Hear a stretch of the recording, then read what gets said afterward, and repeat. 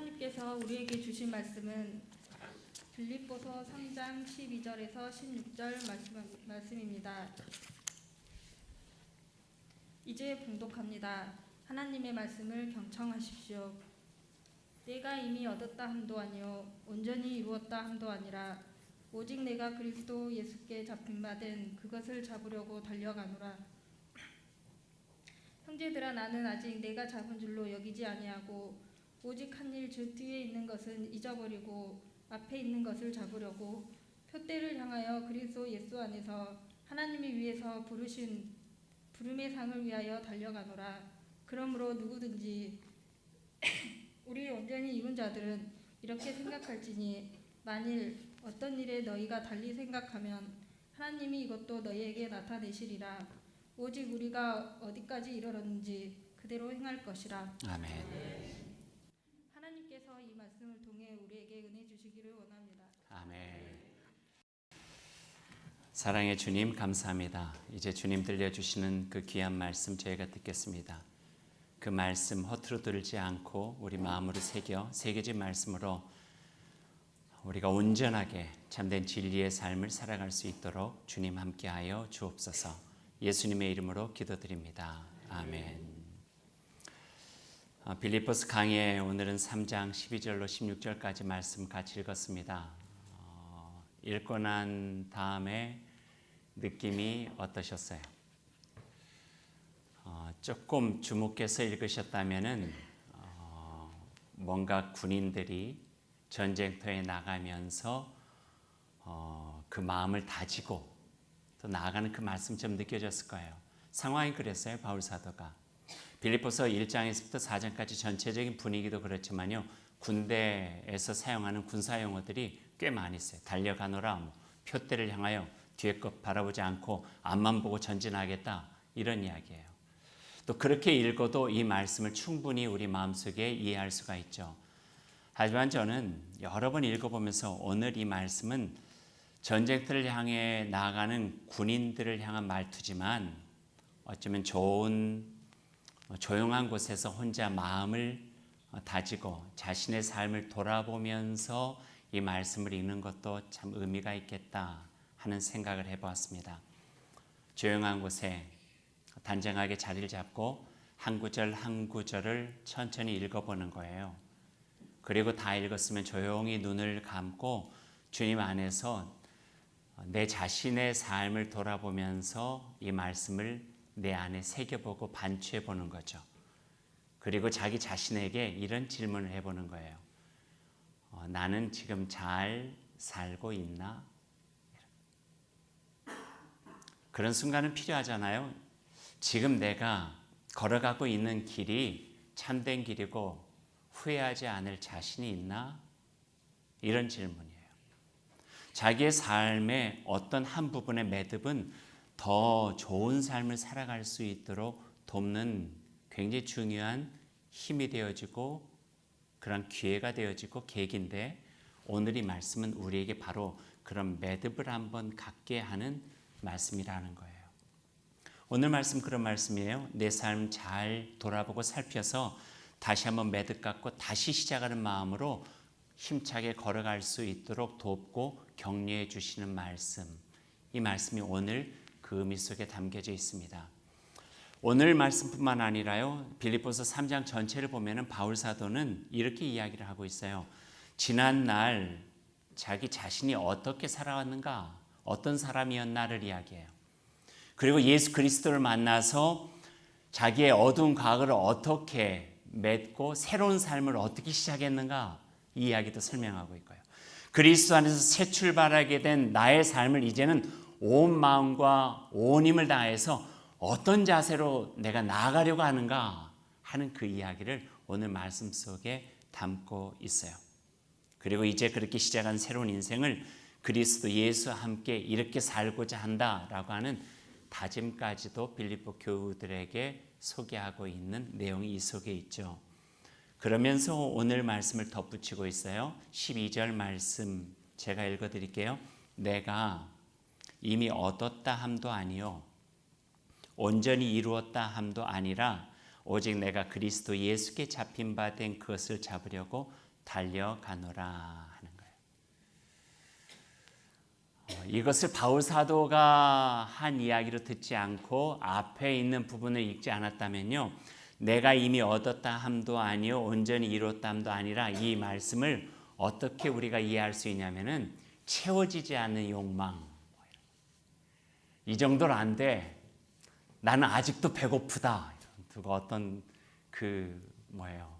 축구 감독이 이야기를 했나요? 그래서 유명해졌잖아요. 나는 아직 이루지도 않았다.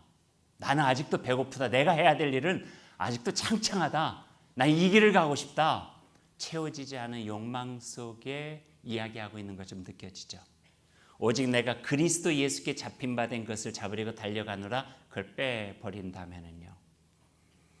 바울 사도의 방식으로 표현을 했어요. 하지만 달리 표현하면 이런 의미가 될 수 있을 것 같아요. 저는 지금 이 길을 가는 것이 참 기쁘고 감사합니다. 그 어떤 것과도 비교할 수 없는 행복이 저에게 있기 때문에 그렇습니다. 물론 제가 이룬 거 그렇게 많지 않고, 또 네가 어떤 거 이루었냐고 보여달라고 할 때 보여줄 수 있는 것도 많이 없습니다.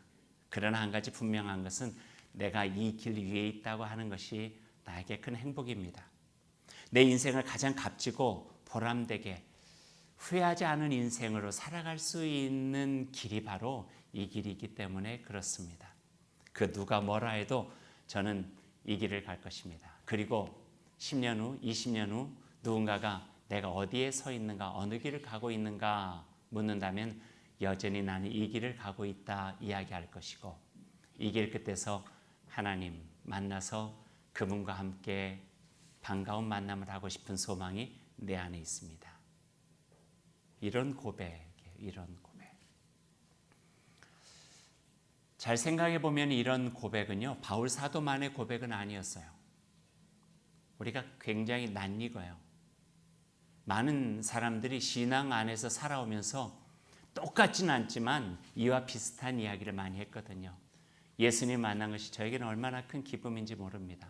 주님과 함께 동행하는 삶이 저에게 얼마나 큰 소망이 되는지요. 그분 아니었다면 그 어려울 때 제가 어떤 위로를 받았겠어요. 그분이 아니었다면 제가 그렇게 힘들 때 어떻게 격려받고 다시 일어날 수 있었겠어요. 그분과 함께 살아가는 삶이 저에게는 행복이고 저에게는 기쁨이요 소망입니다. 이와 같은 이야기는 꼭 바울 사도가 아니라 할지라도 어머니에게서, 할머니에게서, 교회 생활 같이 하는 소중한 분들 가운데서 늘 들었던 이야기들이죠. 교회사를 보면은 20세기의 영성가였던 토마스 머튼이라고 하는 분도 이런 고백들이 그의 쓴 책 곳곳에 나와 있어요. 우리가 예배 전에 잘 불렀던 찬양, 그 선하님의 고요히 감싸요. 독일의 그 나치 시대 때 자기 믿음 지키면서 형장의 이슬로 사라져갔지만 마지막까지 그 마음속에 있는 빛을 잃지 않았던 보네포 목사님도 마지막에 이런 고백을 하고 있었고요. 신사 참배의 유혹 속에서 목숨을 걸고 그 길을 걸어간 우리가 잘 아는 손양원 목사님, 주기철 목사님도 이와 같은 자기 신앙을 고백하고 있는 것을 우리가 보게 되죠. 주기철 목사님이 마지막 일제의 강압적인 힘에 의해서 끌려가기 전에 마지막으로 한 설교 한 대목이에요. 그분이 이렇게 설교하셨어요. 나의 사랑하는 교회 여러분, 이게 마지막 부분인데요. 주님을 위하여 오는 십자가를 내가 피하였다가 이 다음 주님께서 너는 내가 준 유일한 유산인 고난의 십자가를 어찌하였느냐 물으시면 무슨 말로 대답할 수 있겠습니까? 그런 거로 나에게는 일사각오의 신앙이 있을 따름입니다. 십자가, 주님 지신 십자가, 그 앞에 이 몸을 드립니다. 인생은 초로와 같이 짧고 의는 영원 무궁합니다. 그래서 의에 죽고 의에 삽니다. 의를 버리고 예수님 향한 의를 버리고 산다는 것은 개 짐승만도 못합니다. 예수로 같이 죽고 예수로 같이 삽시다. 그리고 주기철 목사님은 일제의 강압적인 힘에 끌려가 그리고 돌아가셨죠. 우리나라 이야기는 아닌데요. 500년 전 마틴 루터 종교개혁자 이전에 100년도 더 이전에 600년 전에 체코에서 예수 그리스도의 진리의 말씀을 지키다가 불에 타서 화형으로 순교할 수밖에 없었던 체코의 종교 개혁자 얀 후스라고 하는 분이 계세요. 그분이 화형장으로 끌려 들어가면서 마지막에 한 기도 내용이 우리에게 전해지고 있어요. 그분이 이렇게 기도하셨어요. 가장 거룩하신 주님, 비록 약한 저이지만 주님을 따르도록 이끌어 주소서. 주께서 이끌어 주지 않으시면 저는 주님을 따를 수 없습니다. 제 영혼을 강건케 하시고 기꺼이 감당하게 해 주소서. 만약 제 몸이 약하거든 주의 은혜를 앞장 세워 주소서. 여기는 같이 한번 읽어볼까요? 주님의 은혜가 주님과 저 사이에 그리고 제 뒤에 따르게 하옵소서. 주님이 아니면 저는 주님을 위하여 잔인한 죽음을 감당하기 어렵습니다.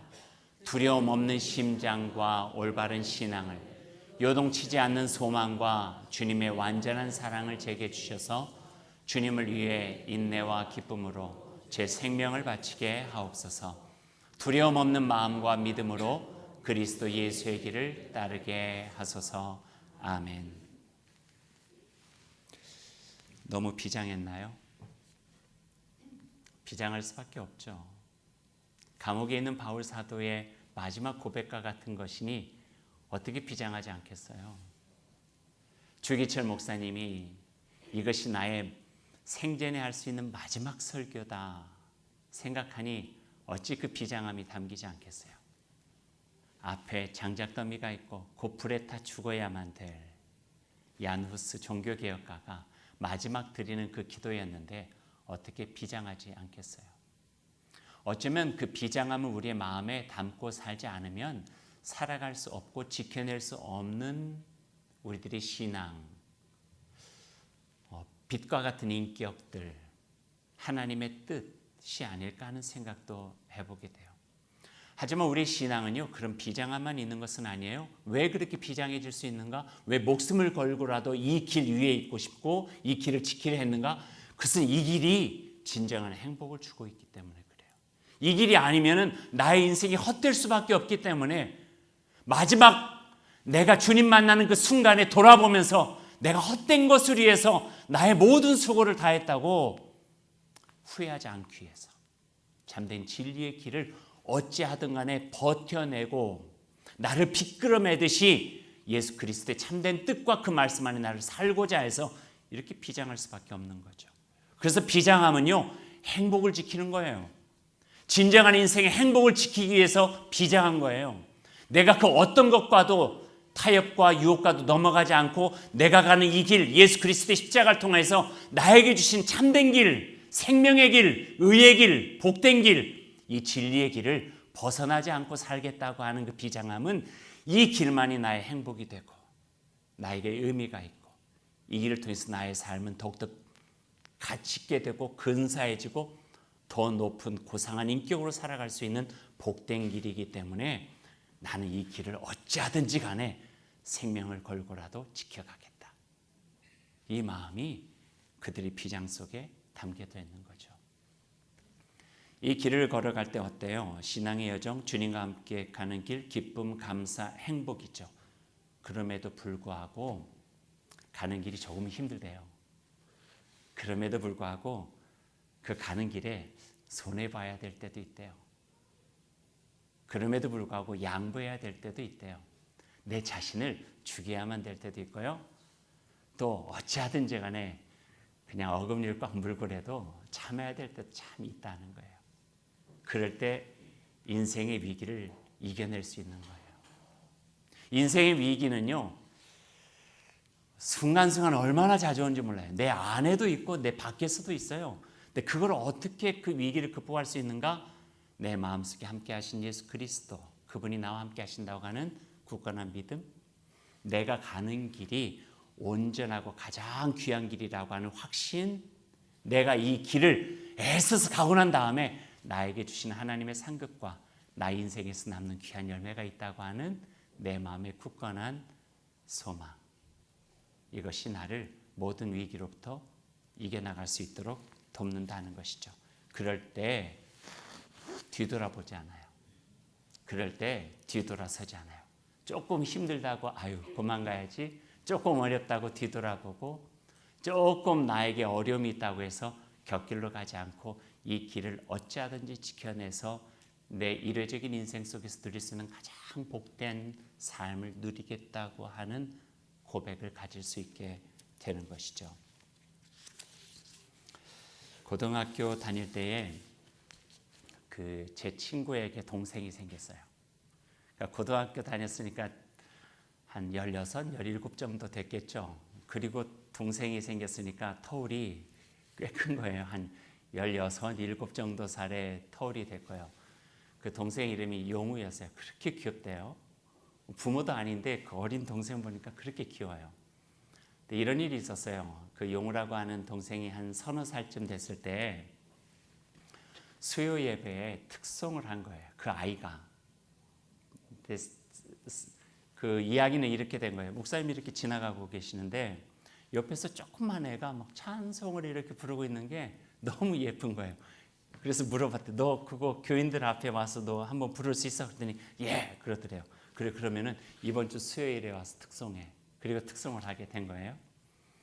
저도 갔죠. 친구 동생이 특송한다니까. 그 조그만 애가 앞에 나와서 마이크에다 대고 특송을 하는 거예요. 근데 그 특송했던 장면이 저한테 지금 막 생생한데 찬양이 어떤 거였냐면 주님 뜻대로 살기로 했네. 서너 살짜리가.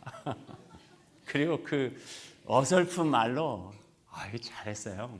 주님 뜻대로 살기로 했네. 주님 뜻대로 살기로 했네.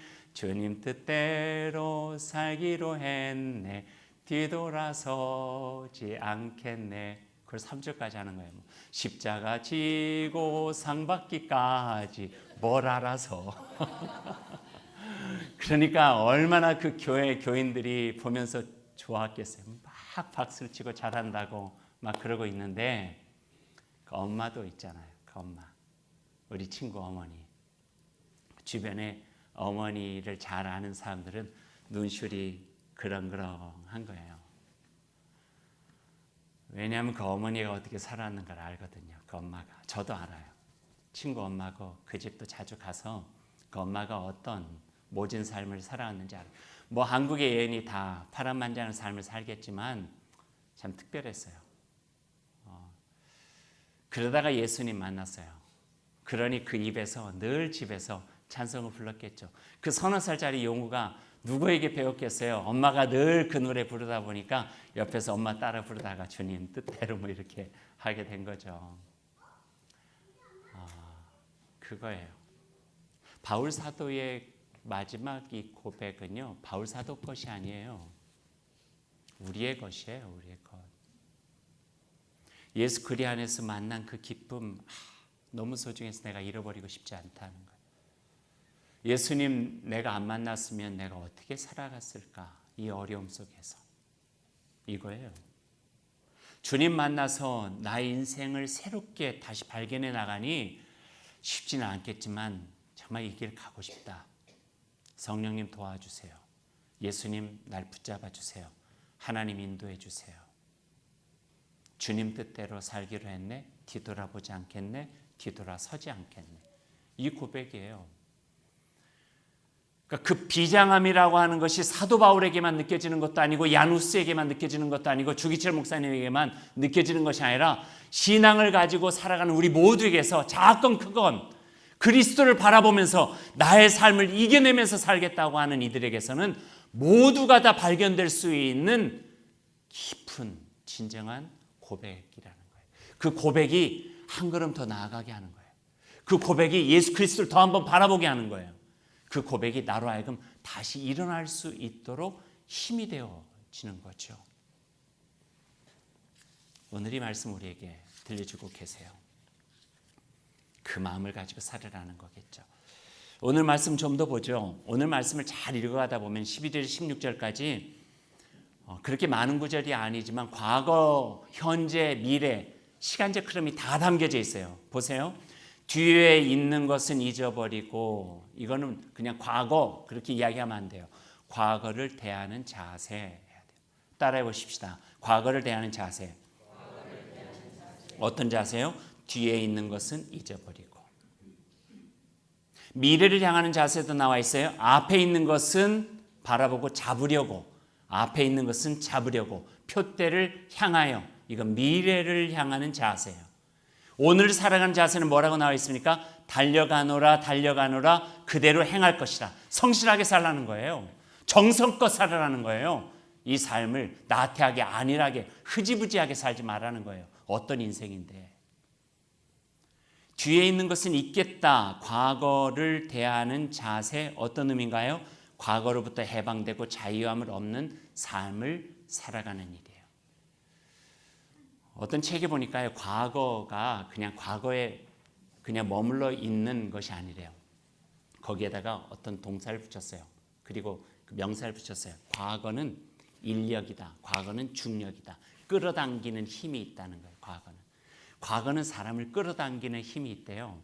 마치 우리가 중력에 의해서 위로 날아가지 못하고 서 있을 수밖에 없는 것들, 이것처럼 끌어당긴대요.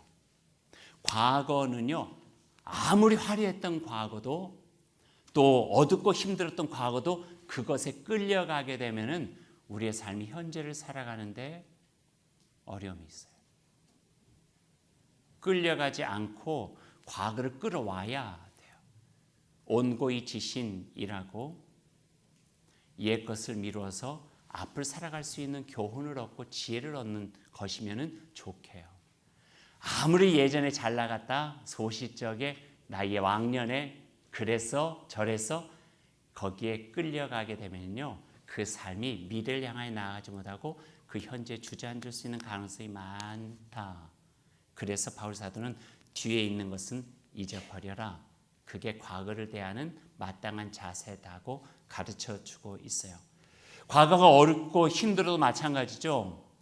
끌어가요. 그러다 보면 내 마음에 낙심, 피해의식, 열등감, 좌절감 얼마든지 있을 수 있죠. 끌려가지 말라는 거예요. 과거가 아무리 우리를 끌어당기려고 해도 거기에서부터는 뒤의 것은 잊어버리고 거기서 받게 된 교훈을 가지고 미래를 향해서 나아가라, 이 말씀을 해주고 있는 거예요. 미래에 대한 말씀도 있죠. 앞에 있는 것은 잡으려고 표대를 향하여, 결코 희미해지지 않아야 될 미래적 소망에 대해서 이야기하고 있어요. 히브리서 12장에 말씀한 것처럼 믿음의 주여 또 우리를 온전하게 하신 이인 예수를 바라보자 하는 거예요. 바라보자 하는 것이 미래예요. 저 먼 발치에 있지만 예수 그리스도를 바라보는 그 눈길을 가지고 한 걸음 한 걸음 나아가는 미래적 소망을 이야기하고 있거든요. 바라보는 것은 어떤 의미예요? 바라보려면 고개를 들어야 되는 거예요. 바라보는 것, 고개를 드는 것은 또 어떤 의미예요? 가슴을 펴는 거예요. 내가 나아가야 될 미래적 소망이 있기 때문에 내가 어떤 과거에 있든지 간에 현재 어느 자리에 있든지 간에 나를 이끌어 주신 여호와 하나님 예수 그리스도의 참된 뜻 안에서 바라보면서 한 걸음 한 걸음 벅차지만 걸어가야 될 곳이 있다고 하는 것을 우리에게 말씀해 주고 계시는 거죠. 격려예요. 격려. encourage, 격려 중, empower. 우리에게 힘을 주셔서 바라보게 하시고 어깨 펴게 하시고 고개를 들게 하셔서 우리로 하여금 그 미래를 향하여 나아갈 수 있도록 돕는 힘이에요. 이게 미래를 향하는 자세래요. 그럼 오늘은요. 오늘을 살아가는 자세는 3번이나 반복하고 있어요. 과거와 미래를 그렇게 보며 12절 오직 내가 그리스도 예수께 잡힌바된 그것을 잡으려고 달려가노라. 그리스도 예수 안에서 하나님 위에서 부르신 부름의 상을 위하여 달려가노라. 16절 오직 우리가 어디까지 이르렀든지 그대로 행할 것이라. 달려간다. 오직 그대로 행할 것이다. 이 길에 대한 확신이 있으면은 좌고우면하지 말고 그 길 안에서 얻어진 참된 진리를 굳게 붙잡고 걸어가라, 달려가라, 딴 생각하지 마라. 이 말씀 우리에게 들려주세요. 제가 성경을 읽으면서 참 부담이 됐던 말씀 한 구절이 있어요. 요한계시록 2장 10절에 보면은 죽도록 충성하라. 그리하면 생명의 면류관을 너에게 주리라. 이 말씀이 있어요. 죽도록 충성하라는 말이 목사만 그런 건 아니겠어요? 우리 다 그럴 건데 되게 부담이 되는 거예요. 죽지 않으면 충성이 안 되는 것 같은. 그러니까 하면서도 늘 제대로 내가 사역하지 못한다는 죄책감, 죄송함 이런 것들이 있는 거예요. 그게 이렇게 짐처럼 느껴져요. 그런 거 있잖아요. 그런 거. 근데 그 말이 그렇게 부담이 되는데 언젠가 그 요한계시록 강에 이렇게 책을 쭉 읽는데 이것에 대한 원어를 풀이를 해놨어요. 근데 그렇게 풀이를 해놓은 거예요. 죽도록 충성하라라고 하는 한국어 성경의 본래의 뜻은 죽기까지 신실함을 지켜가십시오라고 하는 의미가 있다고. 뭐 여러분은 이 말이나 저 말이나 생각할지 모르지만 저에게는 이게 얼마나 제 마음에 큰 도움이 됐는지 몰라요. 죽도록 충성하라 하면은 죽음이라고 하는 어떤 비장함만 느껴지게 됐는데 죽을 때까지 사람은 다 죽잖아요. 뭐 안 죽을 사람 여기 있어요? 다 죽는데 죽음에 이르기까지 신실함을 지켜가라. 그러니 조금 제 마음이 약간 가벼워지는 것 같아. 그래, 힘들 때 내가 신실함을 지켜갈 수 있도록 애쓰면 되는 거지. 부족하지만 연약하지만 실수할 때도 있지만 그래도 주님 바라보면서 내 안에 있는 그 신실함만은 지켜나가자. 신실하신 여호와 하나님 앞에서 부끄럽지 않고 진실하신 예수 그리스도 그분 모습 앞에서 거리낌 없고 성실하신 내 자신을 바라보면서 성실한 내 자신의 삶을 통하여 후회함이 없는 그런 삶을 살아가자. 이 마음을 갖게 되니까 조금은 이렇게 제 마음이 편해지기도 하더라고요. 마치 일제시대에 무기력한 삶을 살아갈 수밖에 없었던 윤동주 시인이 죽는 날까지 하늘 우러러서 한 줌 부끄러움이 없으면 좋겠습니다. 자기의 바람을 이야기한 것처럼 소박하지만 신실하신 여호와 하나님의 사람을 살겠다고 하는 고백, 그 고백이 오늘 말씀의 고백이 아니면 그 어떤 것이 고백이겠어요? 이제 말씀을 맺죠. 옛사람의 경구가 하나가 있어요. 지혜가 담겨져 있는 경구인데요. 택선고집이라고 하는 사자성어예요. 택선고집, 이런 의미가 담겨 있대요. 선한 삶의 길을 선택한 후에는 흔들림 없이 그것을 꼭 붙들라. 좋죠. 선한 삶의 길을 선택하셨으면 여러분 진리의 길 여러분 선택하셨잖아요. 예수 그리스도 믿기로 하셨잖아요. 그러면 흔들림 없이 그거를 꼭 붙들라는 거예요. 되게 이황 선생은 이것을 다른 말로 표현을 했어요. 거경궁리하고 주일무적하라. 제가 하니까 좀 유식한 것처럼 느끼는데 여러분 같이 한번 해보죠. 거경궁리하고 주일무적하라. 이런 의미래요. 마음을 늘 깨어있는 상태에 두고 이리저리 옮기지 말라. 광야 시대를 마치고 팔레스타인 가나안에 들어간 여호수아에게 하나님께서 이렇게 말씀하셨죠. 너의 입술에서 하나님의 말씀 떠나지 않게 하고 주의하러 그 말씀을 묵상하라. 그리고 좌로나 우로나 치우치지 말라. 마음을 그 말씀으로 늘 깨어있는 상태로 지켜내고 이리저리 옮기지 말라. 우리에게 주시는 말씀이에요. 바울 사도는 히브리서에서 이렇게 말씀하고 계세요. 히브리서 3장 13절 14절 말씀이에요. 같이 한번 읽을까요? 오늘이라고 하는 그날 서로 권면하여 아무도 죄의 유혹에 빠져 완고하게 되지 않도록 하십시오. 우리가 처음 믿을 때 가졌던 확신을 끝까지 가지고 있으면 우리는 그리스도께서 주시는 구원을 함께 누리는 사람이 될 것입니다. 아멘. 그리고 오늘 말씀에서 바울 사도는 자신의 새롭게 찾은 삶을 빗대어서 우리에게 이렇게 마지막으로 권면하고 당부하고 있습니다. 오직 우리가 어디까지 이르렀든지 그대로 행할 것입니다. 그렇게 선한 믿음을 간직하고 힘을 다해 주님을 바라보며 오늘을 살아가는 우리 모두가 될 수 있기를 주님의 이름으로 간절히 소망합니다. 기도하겠습니다. 하나님, 선한 삶의 길을 선택한 후에는 흔들림 없이 그것을 꼭 붙들고 나아가고 싶습니다. 그러나 우리가 살아가는 삶에는 우리의 연약함 때문인지 아니면 불완전한 세상에서 살아가는 우리들의 모습 때문인지 이렇게 힘들고 저렇게 흔들리고 우리의 마음을 복잡하게 만들고 정말 이 길이 합당한가 하는 고민과 염려가 될 때도 참 많이 있습니다. 그러나 하나님의 말씀이 우리 안에 계시면 우리의 마음이 늘 깨어있게 되고 이곳저곳 바라보지 않고 주님 바라보면서 고개를 들고 어깨 펴고 힘들지만 한 걸음 한 걸음 갈 수 있는 믿음 가질 수 있게 됩니다. 하나님 도와주옵소서. 힘이 되어 주옵소서. 격려해 주셔서 어디에까지 이르렀든지 간에 예수 그리스도 그분이 먼저 가신 그 길, 하나님께서 보여주신 그 참된 진리의 길을 한 걸음 한 걸음 걸어가며 주님 만나는 기쁨과 영광 속에 머물 수 있도록 주님 함께하여 주옵소서. 예수님의 이름으로 기도드립니다. 아멘.